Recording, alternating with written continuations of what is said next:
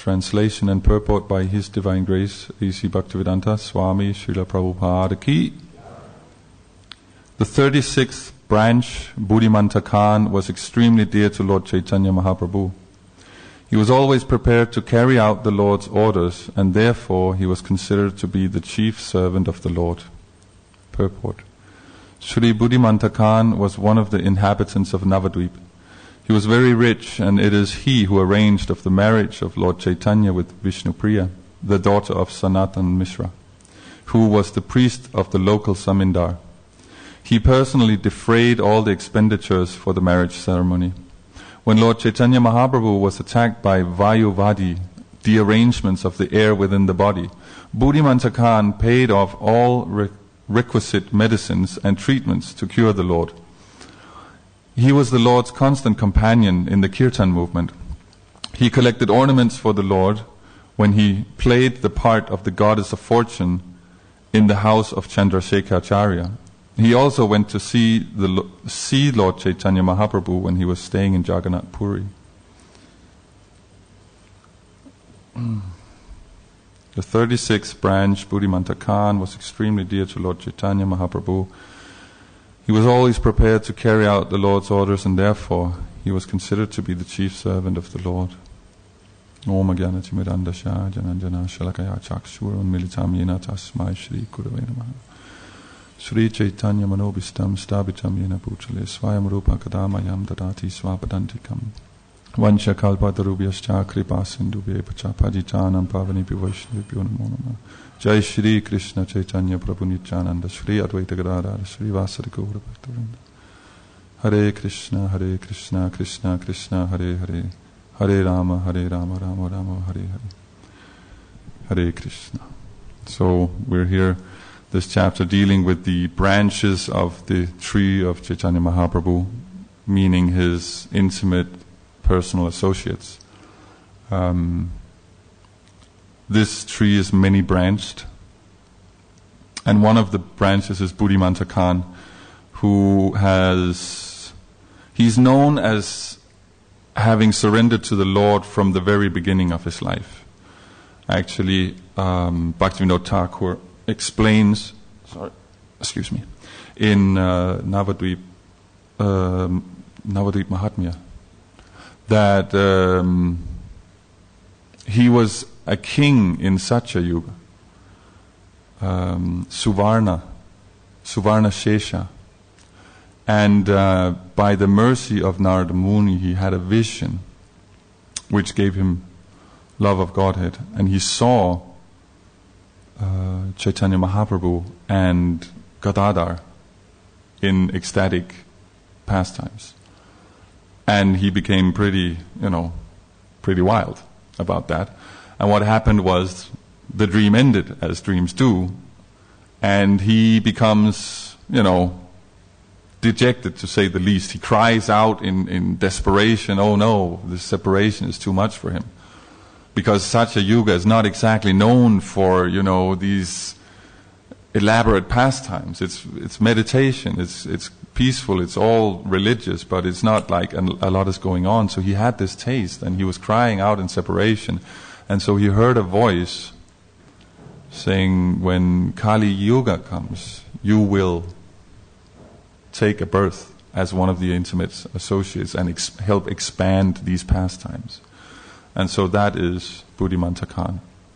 So he's always with the Lord. He was there. Yeah, it says here, like when they made the play where he was playing Lakshmi, Buddhimantakan was actually playing the Lord. So that's pretty intimate when God say, okay, you'll be me. That's pretty nice. He was there when Jaga and Madai were saved, and in the water sports and the Ganga and all these pastimes he took part. He went with the Lord to Puri. So he's one of the homeboys, one of the entourage.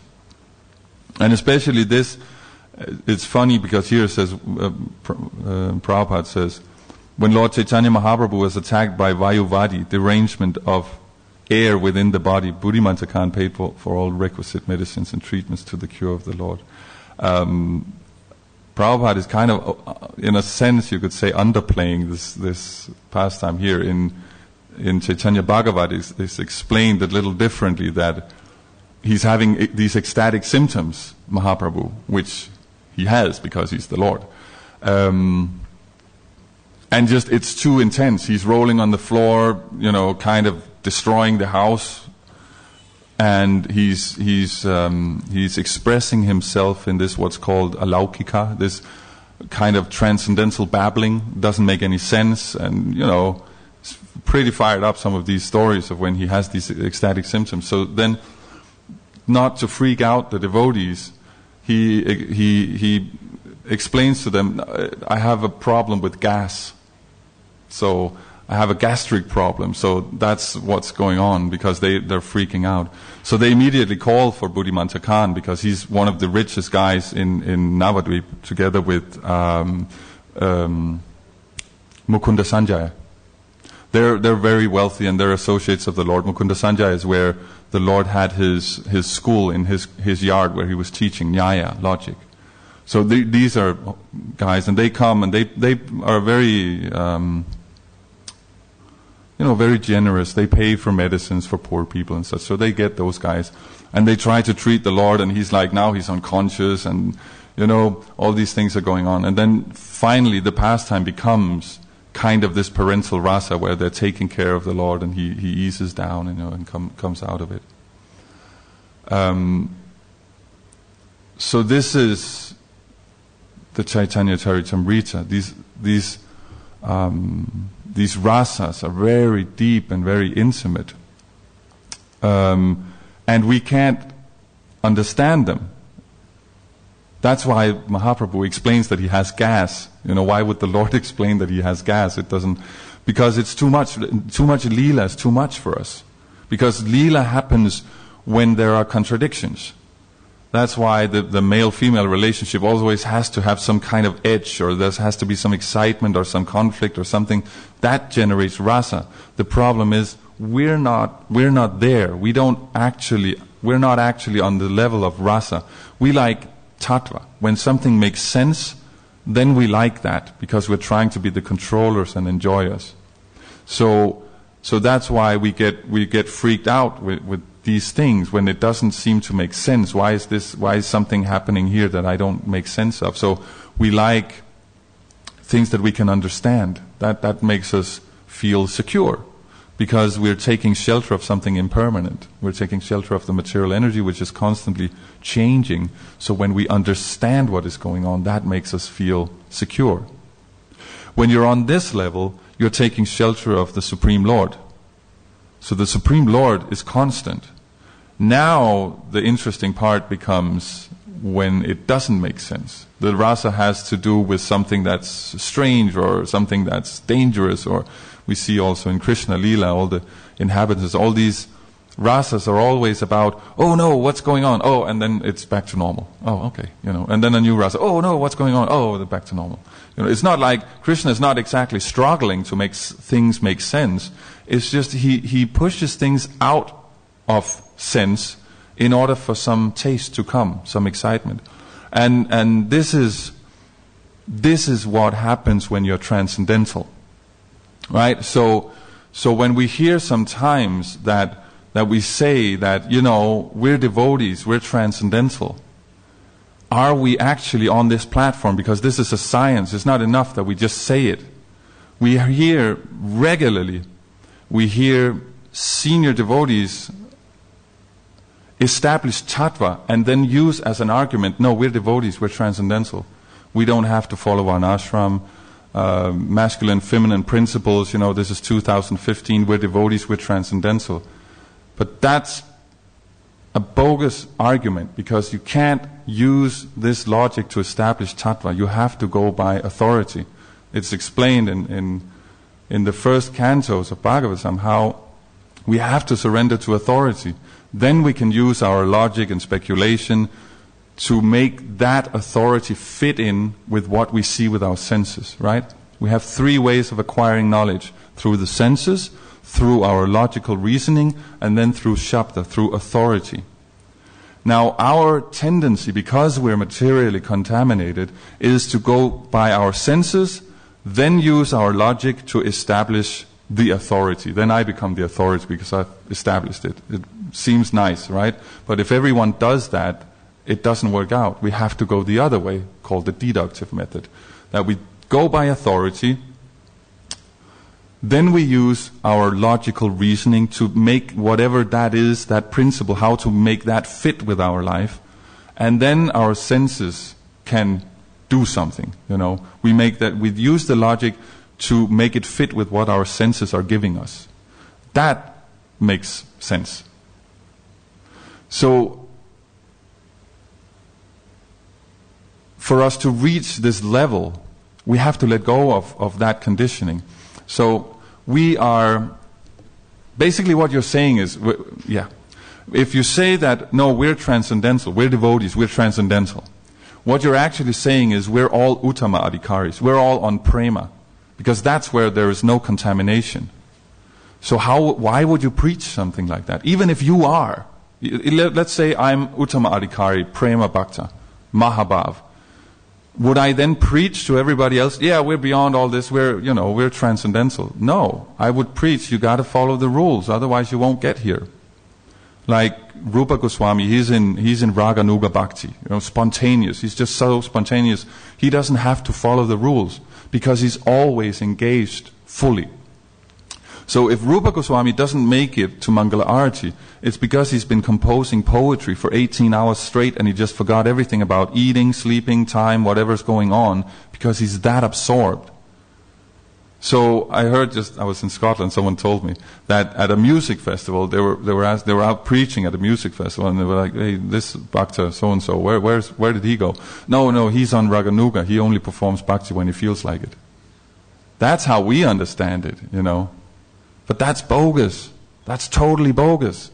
No, we have to follow the rules. And any Uttama Adhikari would say, no, you have to follow the rules. You go by authority. You don't go by Paramatma in your heart. Even though you would never preach something like that. So whenever we hear this argument, no, we're devotees, we're beyond the modes, just run away from that. It is total bogus. Does that make sense? That if you're on that level, you wouldn't preach it, you just live it. So if we want to be a part of these leelas, we have to accept the full thing. Not that, a little bit of, the Lord likes variety, so a little bit of British culture in with the Vedic, that just creates a little variety. No, it doesn't. Because what is British culture? Google British culture. I Googled recently American culture. What comes up? Motorcycles, burgers, half-naked women. What's the common denominator here? It's controlling and enjoying. That's mundane culture. There's no variety in it. It's one thing. It's I'm the controller, I'm the enjoyer. Vedic culture is I'm the servant of the servant. And then it takes on all sorts of varieties of applications, unlimited. Strange things happen, and when you reach the high level, then it starts to not make sense. And that's just even more glorious. But at this level, we just go by the rules. That's the way to become liberated. Not that, I kind of like my conditioning, it's kind of comfortable, I've been walking around with it for so many lifetimes, it suits me, I fit fine. Okay, fine if you want that. I'm not judging. I'm just saying, don't preach that. Manu Samhita says, Prabhupada says in 2nd canto, that the standard law book for man is Manu Samhita. Every human being should follow Manu Samhita. And Manu Samhita says, if you do bogus stuff, you get a reaction. If you do good stuff, you get a reaction. Always get a reaction. Whatever you do, there's a reaction. If you preach bogus stuff, you get 100 times that reaction. So why would you do that? If you have conditioning, that's fine. We all have conditioning. We can work with that. We're in mixed devotional service, It's still a high level compared to what's going on the outside of this building. But if we start preaching our conditioning, because we're so comfortable with it, then we start moving in the opposite direction. So we have to distinguish between karma misra bhakti and bhakti misra karma. Misra means mixed. But what is the principle here? Is it the karma or is it the bhakti? If your karma misra bhakti, you're a devotee and you're trying to be a pure devotee, and you just have some karma mix in there because it doesn't magically go away the minute you take a bead bag in your hand. You just have to work a little on it. Only 20, 25 years, that's fine if you're serious. But you have to work at it because you made the mess, so you clean it up, right? But if it becomes bhakti misra karma, then you're using your bhakti to justify your karma. You're actually protecting the mix, the conditioning, using the purity that you gain from your bhakti. Then we're moving in the wrong direction. This is karma kanda. So when we say that, no, we're beyond the modes, it means, or we're Vaishnavas, we don't have to follow. No, we don't. We have to try our absolute best. That's all we have to do.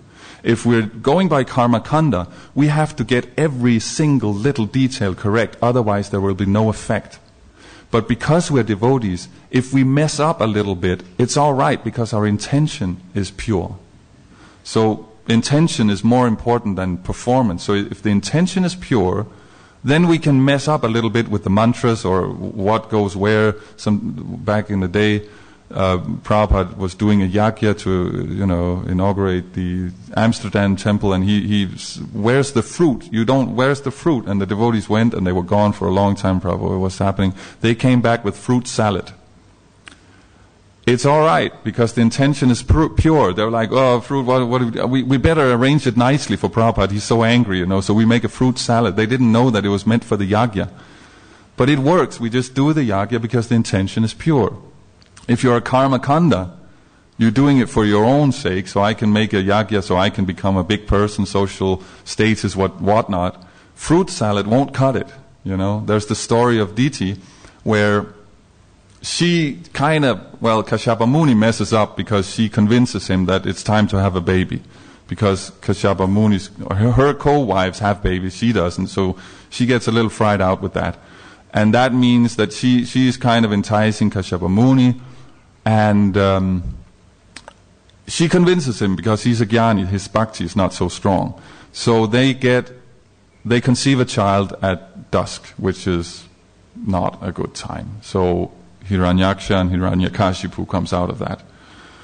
So then the whole leela with those guys happen, and finally they're killed, and then Diti figures out, because she's emotionally attached to the situation, even though she knows very well what she did wrong. Immediately after the conception, she repents and offers prayers. But she's still so attached that she figures out this is Indra's fault, because he's the king of the demigods. He went to Krishna and made all this happen. He killed my baby. So she makes a yajna to get a son that will kill Indra, but because of a slight mispronunciation, she got a son that will kill the enemy of Indra. So she gets a devotee, and a whole different leela happens. So this is what happens with karma kanda, that you get one little detail wrong and it just flips. So if we're saying that, no, we're beyond that, we're devotees, it means that our intention should be pure. Not the execution doesn't have to be pure. We can mess that up as long as we're trying our level best. And then we will approach these leelas. So the whole idea that, well, I like the philosophy, but we don't need this Indian culture. It's not Indian culture, it's Vedic. It's given by God. Because it's the absolute natural expression of the philosophy. A philosophy doesn't make sense if there's no expression. That's the masculine and feminine principle. The masculine is the philosophy, is the principle, and the feminine is the expression of it. So the philosophy has absolutely no value unless you express it. That's the jnanis. They just sit and think. Where's the pastime? Where's the fun? Where's the value? There's no value. But in order for it to be pleasing to the Lord, it has to be based on a principle. So they work together. So the Vedic culture is just a natural expression of the philosophy of Krishna consciousness. So to the extent that we can apply that in our life, to that extent it'll work. And then the counter argument is, No, because we freak people out with all our Vedic. We have to fit in. Jai Shri Shri Radha Gokula Nanda ki, Shri Shri Sita Ram Lakshman Hanuman ki, Gauranitai ki. No, we don't want to freak anyone out. We're not freaking anyone out. I walk around like this all the time. In London, people stop me on the street and ask, what's going on? Can you, how do I get into some yoga? Do you have a center somewhere? I want to come. I went to buy a pair of shoes. He wanted to come for lunch. It works. The only people we freak out is ourselves. I was talking yesterday to some Western outreach retreat. Completely new devotees. I'm talking about Varnashram and the caste system. They're fine. We're the ones who freak out about this because we want to fit in, because that's our mix. We're mixed devotees and we're protecting our mix. I like my Western conditioning, so I want to fit in with the Westerners. I don't like it if they think strange things about me. That's why we're protecting it. And that's why it's not working. If we're going to change society, how are we going to do that if we want to fit into that society that where we're going to change? How are we going to tell people to change their lives and become Krishna conscious if we're walking around just like them? They're going to think, well, I'm pretty Krishna conscious already. What's the difference? Strength comes from purity. Purity comes from absorption. It comes from faith in the scripture. And this scripture, Caitanya Caritamrita, is given to us because we don't know how to apply it. Krishna came in his Swayam manifestation 5,000 years ago and gave us all the activities. We still didn't get it. So now he came 500 years ago and told us exactly how to apply it. And this is what he gave us. If we still don't get it, we're in trouble. There is no value to the mundane. It is temporary.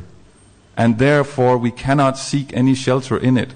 If we see people to the extent they are mundane and dependent on the mundane and trying to fit in with the mundane, to that extent they are stressed out. When I am in Mayapur, sometimes I, hang out with the locals, and they do not understand stress. They don't understand what it is. What's the problem? I'm trying to tell them, no, because you're busy. And why are you busy? Because the job. And why do you have the job? Because the money and the government and the taxes. What's wrong with you? We have this idea that the rest of the world wants to come here and enjoy. The truth is, most of the rest of the world is looking at us thinking, what went wrong with you guys? Because we're not happy. We make the advertisement looks happy, smiling, and then if you buy this product, you'll be happy. Everybody knows it's not true, and yet they do it because they don't have faith in this. Now we're the devotees, we're supposed to save them. So if we don't have faith in this, what's going to happen? Nothing. Nothing's going to happen. Prabhupada saw devotees wearing this dress. He saw just like Vaikuntha people, I had one person, I was preaching to him, he was a jnani. I was telling him so much philosophy. It just wasn't working. I put him in a dhoti, he got it. Wow, this is amazing. It's like wearing clothes and not wearing clothes at the same time. Immediately. We have to have faith in the culture as well as the philosophy. It works. It's based on principles of humility, of simplicity. It's based on a God-centered view of the world. The mundane is based on a human-centered view of the world. It doesn't work. It never has. It never will. It doesn't. Manu Samhita says, and that's the law book of man, he says anything not Vedic is modern. So this idea, it's 2015, all this Vedic is so archaic, then you're making the transcendental into the mundane and the mundane into the spiritual, the principle. You're turning upside down what's the detail and what's the principle. It doesn't work. That's what gets us into trouble. So if we want to get out, and I'm assuming we want to get out, then we have to surrender to the culture as well as the philosophy, because it's given to us as mercy. It's trying to help us because we're confused. Right? The dog in a bear trap. will snap at anyone who tries to help it, who tries to save it, because it's in a frustrated situation. So that's us. When we can't distinguish actually who's coming to help us and who's coming to kill us. But that's conditioning. That conditioning means mode of ignorance, right? That's what the whole material cosmos is made of, is mode of ignorance. The first thing when the pradhan separates is you add false ego. False ego is the mode of ignorance. So we turn things upside down. We think the cure is the problem and the problem is the cure. We'll do all these, bridge preaching, and Western outreach. It's fine, you can call it what you want, but when you give the philosophy, you give it pure. When you give the culture, you give it pure. Not all of this, you can do whatever you want. You can do whatever you want, and we're not trying to put a guilt trip on anyone. Whatever you can follow, fine. Whatever you can't, fine. It's not a problem. But when you start preaching it, when you start preaching the mix, then it stops working immediately. It just stops working. It just becomes mundane philosophy. And there are thousands, if not millions, of these mundane philosophies, and none of them work. That's why I was dejected, because I tried all these philosophies. I looked at them, I read them, I studied them, and there was just more questions, and they didn't work. And I read my first Prabhupada book, and he started where they were trying to get to. This is God, this is you, this is the world you live in, and here's how you get out. And then we take it from there. There's no other philosophy can actually precisely, concisely answer that. Not even the Vedic philosophies of, the 6 systems of Vedic philosophy. They can't even give you a satisfactory answer to that. It's only Vedanta, and it's only pure Vedanta. So when we want soft preaching, it just means personal preaching. We preach to the person, we see where is this person, and we give that person a little less than they can take. Because that means they'll still be interested. They'll still come to us. Our tendency is to make it mixed and then give it full on, so they become completely, one is they become confused because what's what, and the other thing is they become kind of scared because we're putting it on too heavy. No, soft preaching means we give it pure, straight up. This is what we're doing. They can distinguish between me and them, right? When I'm preaching, they know I don't expect them to dress up like this, They can figure it out. But I give it pure and I give it personal. Like a nice guy. Just this is what we're doing, and this is how it works. And then you feed them a little prasadam, and then, wow, that's pretty good. And then they'll keep coming back. It works on its own. That's the beauty of it. This works on its own because it's given by God. We don't have to do it. Who was it that said, don't be the achiever, be the receiver? I think that was Sriram Swami, actually, I think, who said it. Who I believe is coming tonight. Anyway, that we're not achieving anything. We're just applying it in our own life, and it will be attractive. Anywhere, I was traveling through the South States in USA, and devotees were saying like, "Oh my God, that's hillbilly country. You can't wear that." Yes, I can. And I spoke with many people, and they immediately became like humble and polite, and you want to sit here, there's a little more leg room, and they wanted to know. I was driving in a bus with a guy who just came out of prison, 10 years, tattoos everywhere. He was in a riot where he killed 9 people. And he was saying, I've led a sinful life. Oh God, I'm so weak. He was just opening up to me, Why? Because he knew me? Because I preached to him? No, I was just sitting in this dress. That's all. Everybody understands what this dress means. And if they attack you, that means they're really demoniac. And you just go away. You just walk away from these people. You don't need to waste time on them anyway. Because if you come in Western clothes, maybe they'll accept you. But the minute you start talking about Krishna, they'll go away anyway. You've just wasted your time. Those who don't accept this dress, they won't accept the philosophy anyway. So you just apply the Vedic, be nice, tolerant, understand that it's very difficult. I was preaching to one guy in Scotland. He was under the impression that Darwinian evolution was an established fact. It took me 3 days to dismantle that, but he did it. He cast it away. He accepted finally that it's bogus. Why? Because I gave it to him pure. Not any of this mixed nonsense. So it works. And that's how you get into these, that's how you transcend the modes. That's how you become this Vaishnava who is not, he's not, a Varna.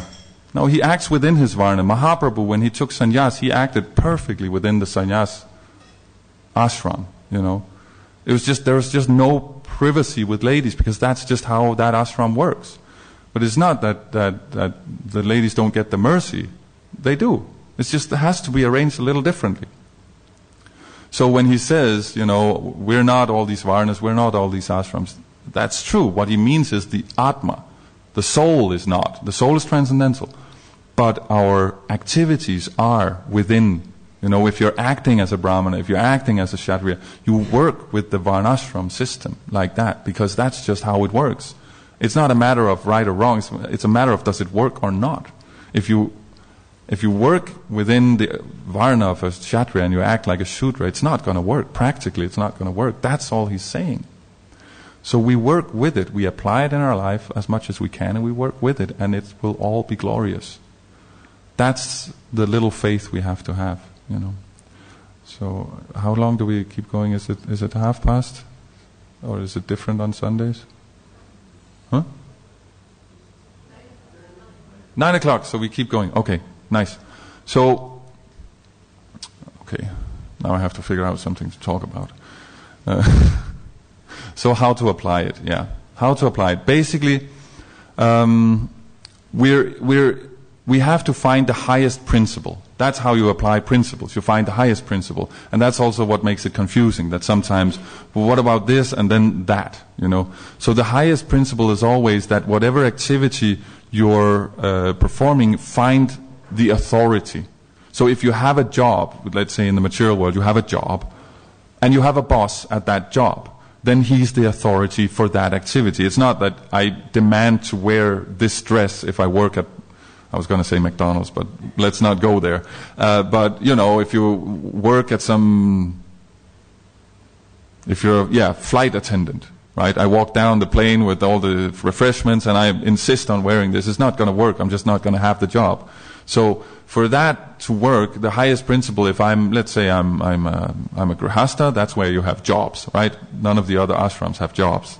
Their ashram is the job. So if you're a grihastha, you have a family, you have a job. So you have to work within that job. You can't be too preachy about it. You just, okay, this is my job, and this is what I do. So you will put on the uniform. And then whatever you can do without interfering with the job, without frying people out, that you will do. That you'll talk a little bit about, I'm a Hare Krishna, or if you can wear the tilak. I don't know. Figure it out. There's always something. You have some co-workers. There was one Prabhu, he was telling me, he worked in IT. And it's not exactly conducive for yagya and stuff like that to work in that environment. But he just had Radha Madhava as a backdrop on his computer. Because they would, discuss computer-related topics, and then there on the screen were Radha Madhava, and they would ask, what's going on here? And then, okay, this is Radha Madhava, and that's God, and that's his girlfriend, and, this is how it works. And suddenly, okay, some preaching is going on. So you work within the environment, You don't, on your own, create a material environment, but you work with it. So if you're a grihastha, your main responsibility is to take care of the family. That means you need to have a job. And so whatever job you have, you work within that. That means your boss is the authority. As soon as you're out of you're off work, then your spiritual master becomes the authority. Because then it's all about connecting whatever is there back to Krishna.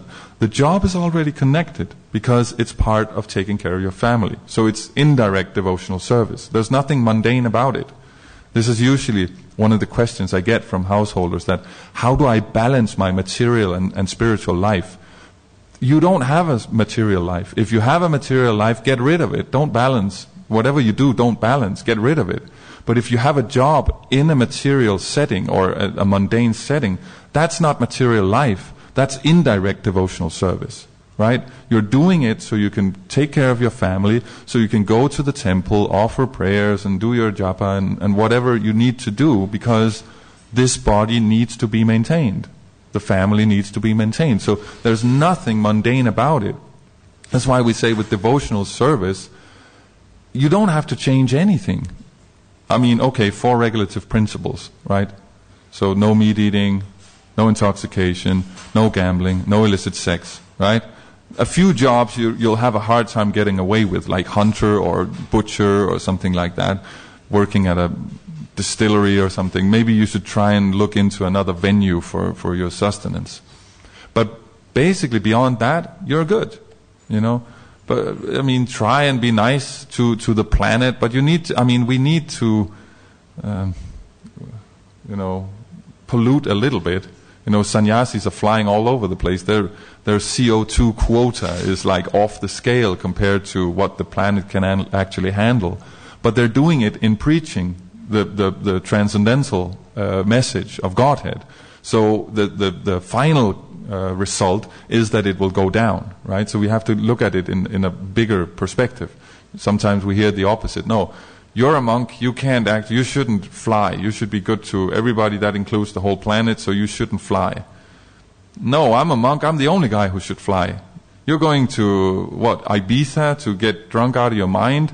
You shouldn't fly, you know? This is this idea that we have to fit in and be nice. We don't have to be nice.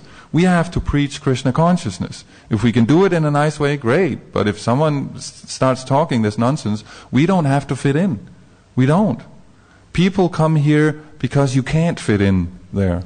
Whatever happiness, whatever comfort is there outside, it's temporary and it's illusory.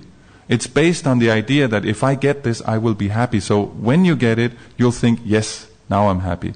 But it's not there. It's just, it touches your sense, your senses, and then it's gone. It's a moment. You know, we see people just get addicted, whatever it is. You know, if it's shopping, if it's intoxication, if it's sex, if it's, you know, association, like football supporters, they get all addicted. They have all the t-shirts and the jerseys and they know the songs. It becomes a religion because we are naturally religious. They have rituals, they have a temple, they have songs, they have a dress, you know, it's all there, you know. And if you don't play ball, so, hey, no pun intended, if you don't play ball, you're not part of the sectarian group that we call this religion, right? This is the same thing that happens with quote-unquote mundane religion, that it just becomes about the externals. And it's the same thing that happens in the mundane sphere when it becomes about, if I wear a hoodie and some sneakers, and then I'll preach better. It may actually work if you think it works, but it's not the sneakers, it's just because you feel comfortable. You know, so the application of this is as much as you can without it becoming a disturbance. So if you need to wear Western dress in order to preach and be comfortable and approach people, then do it by all means, but don't preach it to others, because it's your anartha. You have to work with your anarthas, that's how it works. But don't think that this is universal. This is the problem for the neophyte devotee, is that we think that the activity we perform and the devotion is identical. We're not actually able to separate what is the activity that expresses the devotion and what is the actual devotion. So if we do something, then everybody has to do it. Does that sound familiar? You know, if you look at a map of the world and look at what countries Britain has not invaded, you get 11 countries. If we're doing it, everybody has to do it, you know. So it's just a mundanity. So we have to apply it to the extent we can, and then we have to accept that this is me not being up to the standard. We hate that because we think mundane, then standard means like the bottom of the pile. But in Vedic, standard is the highest. The standard is perfection. Anything not up to the standard, it's fine, because we're just human beings with our conditioning and we're trying the best we can, and you know, it works out. It's like we were saying yesterday, it's a bumpy ride, but we're walking in the right direction. So that's fine. We don't have to like be dejected about that. But because we have this false ego and this pride, you know, we don't like to think that we're not up to the standard. So it becomes, no, we're beyond the standard. Actually, we're just totally transcendental. And it's just not true, because when we're using it to establish fact. And there's no establishment of fact. This is just rasa, what's going on in these. This is the mood, right? We're looking for the mood of Chaitanya Mahaprabhu, because that's why he came, to show us what's the mood of devotion. So the externals are just meant to bring us closer to that mood. Are there any questions at this point? Yeah, Prabhu.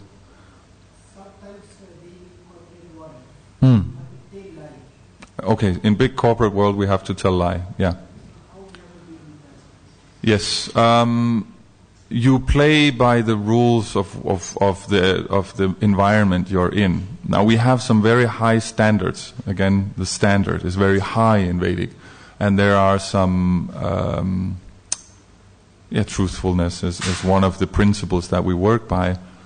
However, it doesn't always apply, because you have to see it in a larger context. Now, actually, with Mahaprabhu here, when he starts having these symptoms, all the devotees are trying to figure out what's the truth here.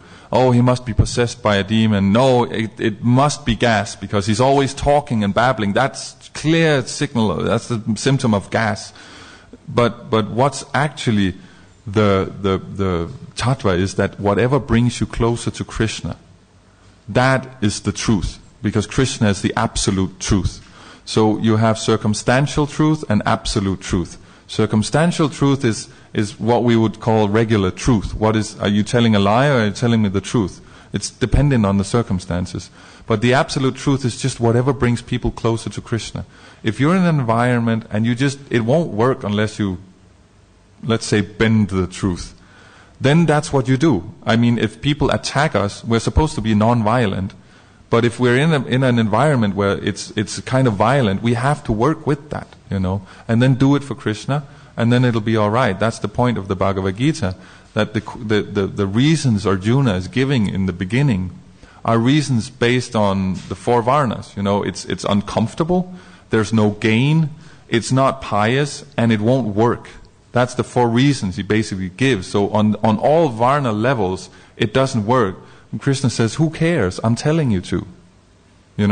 So whatever brings you to Krishna, that's why they think that this is a violent book, Bhagavad Gita, because they think of it as the material thing. Is it right or not? And in the same way, if you have a job where it won't work unless you lie, you've got to do it. I mean, a Vaishya, he can't perform his duty if he tells the truth all the time. Because if the customer just comes and asks him, so what did you pay for these apples, whatever it is? He can't tell it, because he won't make any money. So it's just circumstantial truth. Sometimes you just have to say something. If you use that to get ahead, then you have a problem. That will generate problems for you, because then you're not doing your duty. Then it's not within the environment of duty. Does that make sense? That if you're trying to gossip about your co-workers so you get the promotion, stuff like that, that'll just come and bite you later. But if you're in an environment where it's business, and part of business is to kind of bend reality and only for you this price, Prabhu, then that's just the environment you're working with, and that's just how it is. And the same thing if you have like a resume, or you're applying for a job, you glorify yourself a little bit, and some of the things that didn't work out, you just leave them out. That's just the way it works. So that's not such a big concern. The concern is the mood in which it's done. If you're doing it to satisfy yourself, to have some personal gain, no. But if you're doing it because you have a family, you have to support the family, you have to have a living, or then this is just the environment that we're working with. It becomes part of the environment. Is that okay? Anything else? On the mundane versus Vedic? Yes, Prabhu.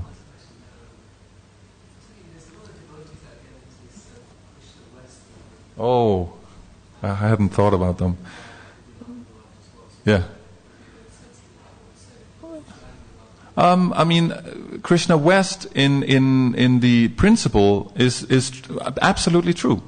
There's no disagreement between what I'm saying and what they're saying. They're saying it's not about the dress. I'm saying it's not about the dress. But what I'm saying is, it's not about the dress, so we might as well wear whatever works. And I'm telling you, this works. They may, it's North America, I don't know. But I have never seen personally how it would help to wear jeans instead of a dhoti. I just don't understand it.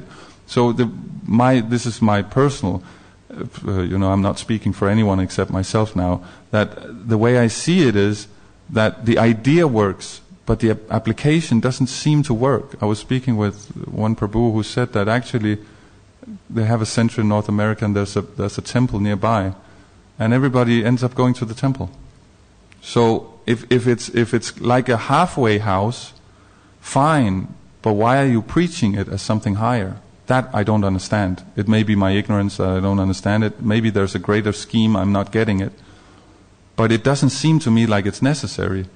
If from my experience, I'm walking around like this, and I got people asking me if they can, come to the temple, and I don't even have to approach them, So this whole idea, the problem is, as I see it, and this is not in relation to Krishna West or anything, the problem as I see it is that we're not very good at relationships.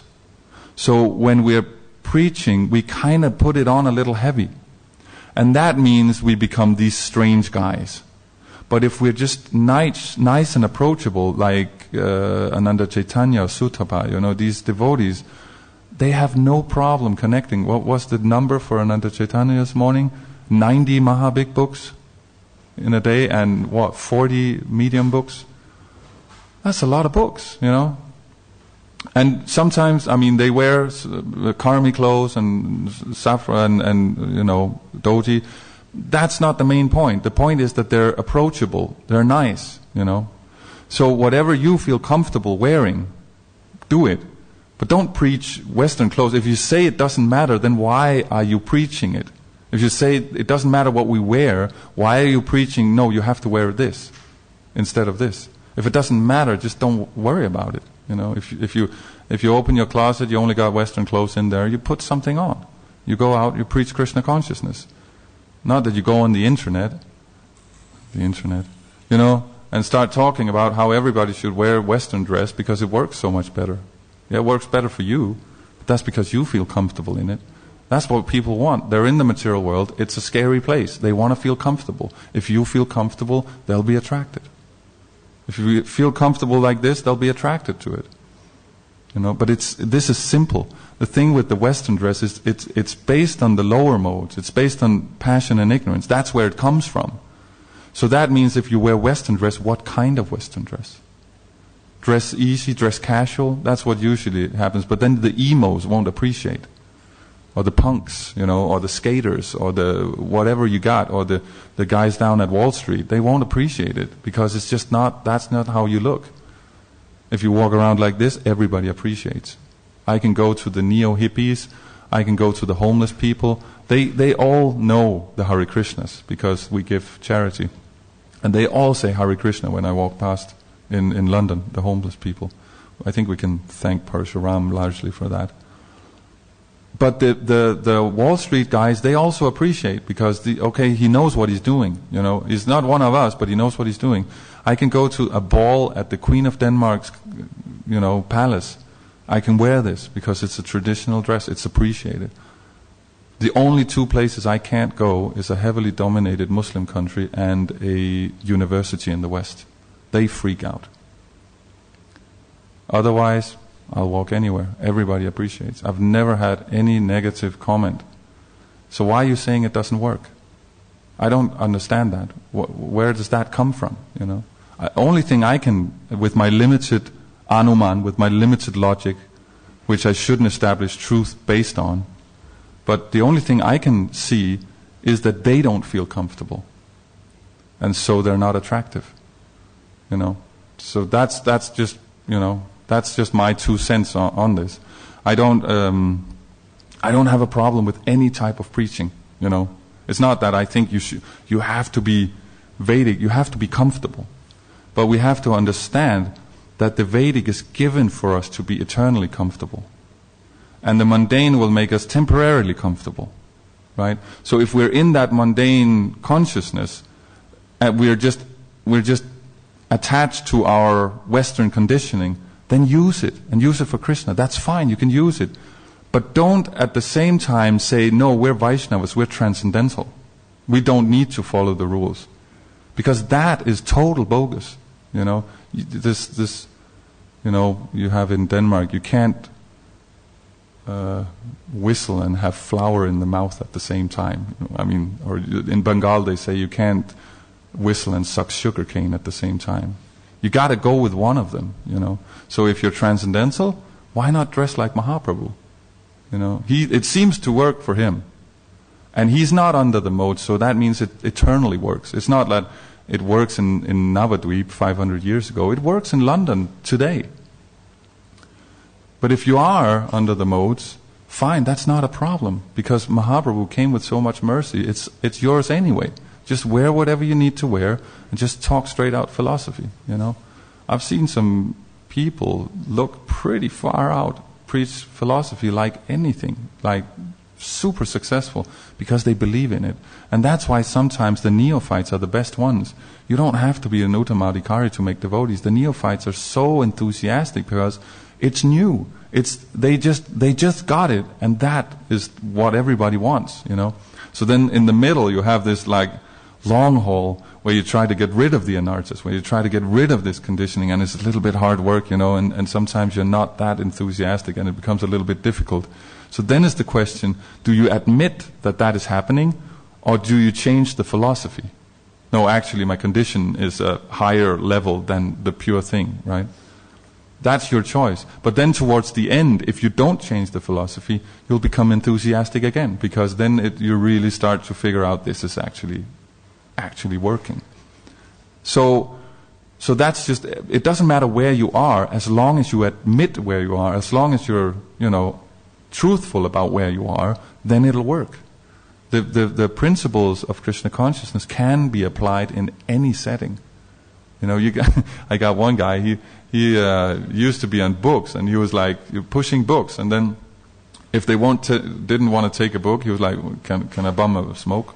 You have a cigarette? Can I get it? Because he was not on the level where he'd given up, you know, his smoking, and it was working still. You know, they didn't care, because he's not saying follow me, he's saying follow Prabhupada. That's the beauty of it. We're not saying I'm the authority, we're saying Prabhupada is the authority. Don't follow me, follow Prabhupada. Because he's doing such a wonderful job on me, it might work for you. So when you use the anuman, when you use the logic to establish siddhanta, establish truth, establish tattva, then you're saying, I'm the authority. Right? With my brain, I can figure out how we're going to do this. Let's change this because this is 2015. It's never been done before, but let's do it, you know, because we're above the modes. That's risky business. That's very risky business. You know, so we're above the modes. We don't have to change anything. We can work with anything that's there. We can work with Western clothes. We can work, but don't make that the philosophy. That's just our, you know, conditioning. And because Mahaprabhu and Prabhupada are so merciful, they've given it to us, and we can take advantage of it, and we can go back to Godhead. Even us, who are totally under the modes, you know. And that's how it works. Mode of ignorance just makes irreligion seem religious and religion seem irreligious. It doesn't matter how many years you've been in the movement, the principle is the same. You know. So it's like the last snare of Maya is this pride that you actually get anarthas from performing bhakti, because you're doing bhakti misra karma rather than karma misra bhakti. So then people start glorifying you, you get all the facilities, and you start to think, yeah, I'm pretty qualified.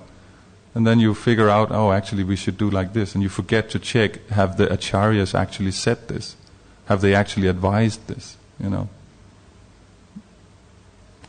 Bogus philosophy. There's no way around it, you know. So that's the yeah, Prabhu. Mind and Shastra, yeah.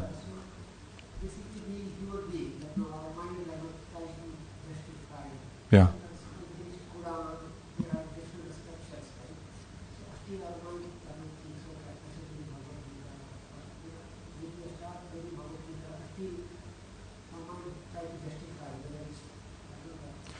So with even when we're reading whatever Shastra, even Bhagavad Gita, our mind will try to justify our conditioning. Yes, exactly. That's what Prabhupada said. That there was in South Africa a program where one devotee asked, so what's most important, the book Bhagavat or the person Bhagavat? Prabhupada said the person Bhagavat, because he'll pull your ear. So when you read something and you want to justify it, you want to bend it a little bit, no, the person Bhagavat, he'll say, no, this is how you actually understand it. Because we have thousands upon thousands of verses. So if you have some kind of point you want to push, you can come up with some very convincing stuff. If you just, cherry pick verses and slightly bend the truth again, But we're in a setting here where we don't have to bend the truth. This is transcendental. This is not a mundane setting. So that's why we need the person Bhagavat to actually show us, okay, how do we actually understand this? Is this a proper way of understanding, So because you can take anything out of context, and that's what the karmis do all the time, They come up with strange and wonderful explanations, like the Darwinian evolution theory. This guy, I was discussing with him for 3 days, and he was coming up, no, we have this, and the genes do this, and proteins do that. Okay, that's an explanation, and it's based on facts, but that doesn't make the explanation fact. That's the problem, that if it makes sense to us, if we accept it with our mind, then we think it's based on fact. It's based on, in this case, it's based on Shastra, so it must be as good as Shastra. No, you can totally turn it upside down. There are seeming contradictions all over the place, because we have to apply it into the right time, place, and circumstances. So that's why the spiritual authority will tell us, and he doesn't have to be our Diksha Guru, it can be any God brother or Guru Sadhu Shastra. They can tell us because they're not in our conditioning. So it's easier for them to separate what's his conditioning and what's actually the real thing going on here. So generally, when you have a lot of devotees saying this is not really proper, you should be very weary about sticking to your guns, because what is the basis? What are you basing this on? Are you basing it just on your logic, on your speculation? That's a dangerous position, So it's yeah, and it happens all the time because it is Kali Yuga, and it's not. There's no, it's not like anyone is condemned for doing it. We all do it, but we just have to acknowledge that we're doing it. Again, it doesn't matter that we're, not up to the Vedic standard. What matters is that we try to be, that we try to apply ourselves into becoming Krishna conscious with all that it covers, and that includes the culture. The culture is extremely important, because it's the expression. It's actually what makes it important, because if you just have the philosophy and you do whatever you want to do just because you feel like it, how is that devotional service? Prabhupada didn't call it divine love. There's some others, authorities, they say prema is divine love. He didn't say that. He said devotional service. This is Parshuram, we were having a conversation. He made this very, very good point. He said devotional service, it means activity. Devotion, yeah, service. You do some activity for the Lord. If you love Him, wouldn't you want to do the activities He loves having done? That's the culture. It's explained down into the minutest detail. These are the dishes we prepare. This is how we dress. This is how we arrange our life. We get up early in the morning, do our puja. It is all minutely explained. And if we feel like, I don't want to do this, fine, okay. But don't preach it. So we have this tendency. So always seek the shelter of other devotees before you start making these conclusions. See what they say. Is this bona fide? Does it work? Because we can come up with anything. That's what's going wrong out there. They just come up with all sorts of things.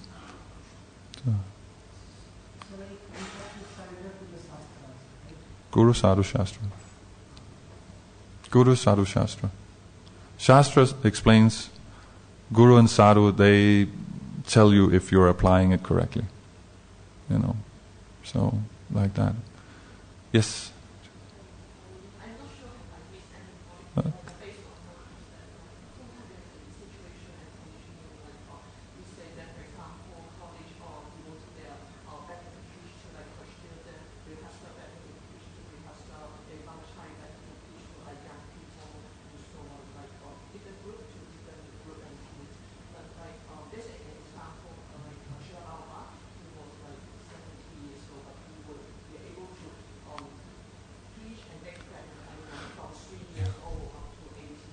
Yeah, okay.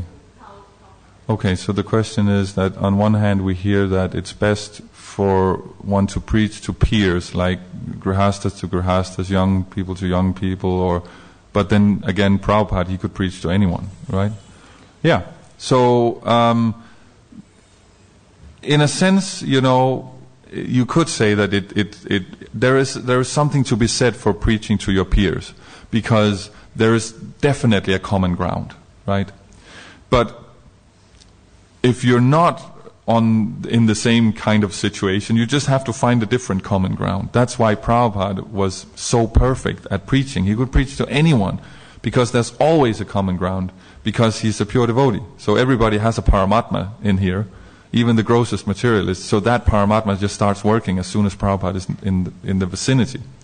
We're not exactly on that level, but we can do something, we can just see always a situation, we have, is the cup half full or half empty? It's both, right? There's one half is full and the other half is empty.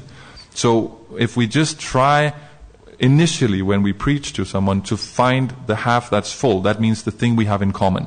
Okay, we're both in London, or we're both ladies or men, or whatever. There's always something, We're both intellectual, or you can almost always find something that's in common. It doesn't have to be the ashram or the varna, but it can be, hey, you got gray hair, I got gray hair. So how are you doing? And immediately there's a relationship. I mean, it's based on nothing. I mean, it's based on the hair, but even that can be an advantage, because it's like, wait, that was easy. We made friends just because of the hair. That guy is easy to talk with, You just make friends, be nice, and then don't push yourself on people. Then just, yeah, this is what I'm doing, of course, I'm a monk, you have a family, so of course it's different, but the Vedic is to find the principle that connects. That's Vedic logic. It's not just refuting. That's why I said when we brought up Krishna West, I don't disagree with them. So Vedic logic means there's something called Pancha Anga Nyaya. Pancha, 5, Anga, limbs, Nyaya, logic. So in 5 steps you establish something that brings you closer to Krishna. It doesn't matter what situation, this works. So first is you have a premise, you have a thesis, a statement. Like, okay, we want to become Krishna conscious. Then you have an explanation of that. Okay, I'm here in the situation, I'm preaching to Mr., he's from, I don't know, Burundi, and I'm married, he's not, whatever it is, there's seemingly nothing in common, But then you find that, well, okay, I'm preaching, that would be the explanation. Then the counter-argument, that's the third limb. Counter-argument would be, we got a guy from Burundi, there's nothing in common here, we can't really communicate. But then the final, bringing it together, that's the 4th step. It's not refuting him or convincing him, it's finding that common point, that we're both living entities. We are in this place together, so let's try and find out what we can do to becoming happy. And then the conclusion would be becoming Krishna conscious. Okay, let me use another example. This was not very clear, I can hear that.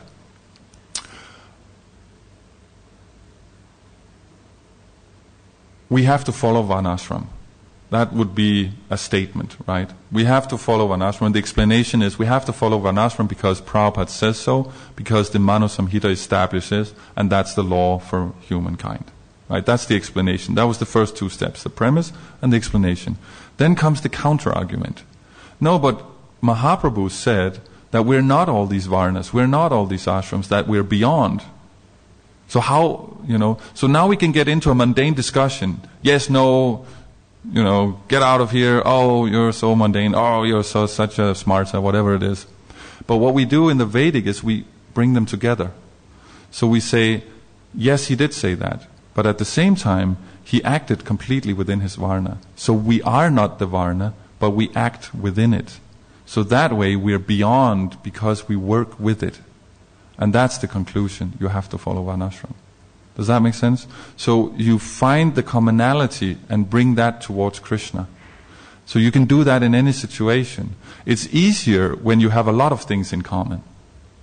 But it can also be harder because you have to move people. And if you have too much in common, it's like, yeah, we're all the same actually, So it's a balance. But there is something to be said for preaching to people you have something in common with, because you know their lingo, you know their what they're concerned about and stuff like that.